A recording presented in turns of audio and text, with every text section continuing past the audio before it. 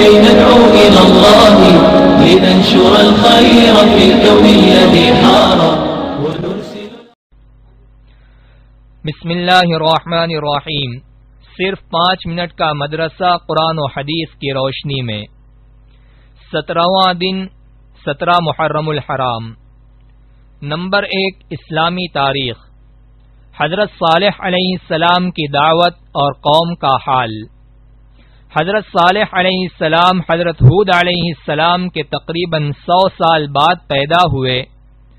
قرآن میں ان کا تذکرہ 8 جگہوں پر آیا ہے. اللہ تعالی نے انہیں قوم سمود کی ہدایت و رہنمائی کے لیے بھیجا تھا.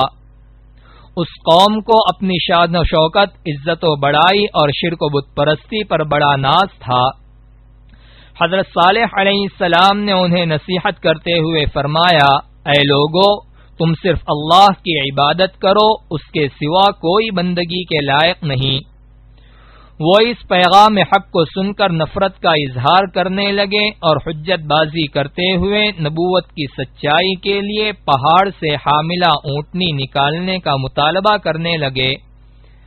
حضرت صالح علیہ السلام نے دعا فرمائی. اللہ تعالی نے معجزے کے طور پر سخت چٹان سے اونٹنی پیدا کر دی، مگر اپنی خواہش کے مطابق معجزہ ملنے کے بعد بھی اس بدبخت قوم نے نہیں مانا اور کفر و نافرمانی کی اس حد تک پہنچ گئی کہ اونٹنی کو قتل کر ڈالا.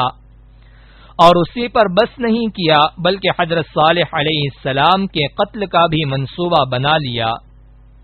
اس جرم عظیم اور ظالمانہ فیصلے پر غیرت الہی جوش میں آئی اور 3 دن کے بعد ایک زوردار چیخ اور زمینی زلزلے نے پوری قوم کو تباہ کر ڈالا. اس کے بعد حضرت صالح علیہ السلام ایمان لانے والوں کے ساتھ فلسطین ہجرت کر گئے. نمبر 2 اللہ کی قدرت. دیمک. اللہ تعالی نے بے شمار مخلوق پیدا فرمائی ہے، ان میں سے ایک عجیب نابینا مخلوق دیمک بھی ہے.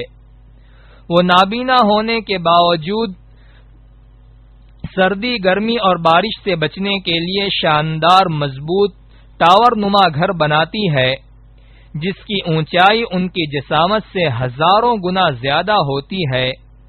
ان گھروں کے بنانے میں وہ مٹی اور اپنے لعاب و فضلہ کا استعمال کرتی ہیں. ان کے گھروں میں بے شمار خانے ہوتے ہیں جن میں بھول بھلیاں، چھوٹی چھوٹی نہروں کے راستے اور ہوا کے گزرنے کا انتظام ہوتا ہے. آخر بینائی سے محروم دیمک کو ٹاور نما شاندار گھر بنانے کی صلاحیت کس نے عطا فرمائی؟ یقیناً یہ اللہ ہی کی کاریگری اور قدرت کا نمونہ ہے. نمبر 3 ایک فرض کے بارے میں. دینی علم حاصل کرنا. رسول اللہ صلی اللہ علیہ وسلم نے فرمایا، دینی علم حاصل کرنا ہر مسلمان پر فرض ہے.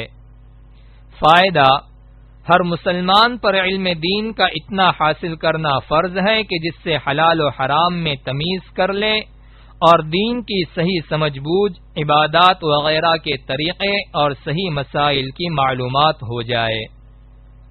نمبر 4 ایک سنت کے بارے میں. بیویوں کو سلام کرنا. حضرت ام سلمہ رضی اللہ عنہا بیان کرتی ہیں کہ آپ صلی اللہ علیہ وسلم روزانہ صبح کے وقت بیویوں کے پاس تشریف لے جایا کرتے تھے اور ان کو خود سلام کیا کرتے تھے. نمبر 5 ایک اہم عمل کی فضیلت. آفت و بلا دور ہونے کی دعا. رسول اللہ صلی اللہ علیہ وسلم نے فرمایا، جو شخص ما شاء اللہ لا قوت الا باللہ پڑھ لیا کرے تو سوائے موت کے اپنے اہل و عیال اور مال میں کوئی آفت نہیں دیکھے گا. نمبر 6 ایک گناہ کے بارے میں. سفارش پر بطور ہدیہ مال لینا. رسول اللہ صلی اللہ علیہ وسلم نے فرمایا، کسی نے اپنے مسلمان بھائی کی کسی چیز میں سفارش کی اور سفارش کرنے پر سامنے والے نے اس کو کوئی چیز بطور ہدیہ پیش کی اور اس نے قبول کر لی تو وہ سود کے بہت بڑے دروازے پر آ پہنچا. نمبر 7 دنیا کے بارے میں. گنہگاروں کو نعمت دینے کا مقصد. رسول اللہ صلی اللہ علیہ وسلم نے فرمایا، جب تو یہ دیکھے کہ اللہ تعالی کسی گنہگار کو اس کے گناہوں کے باوجود دنیا کی چیزیں دے رہا ہے تو یہ اللہ تعالی کی طرف سے ڈھیل ہے۔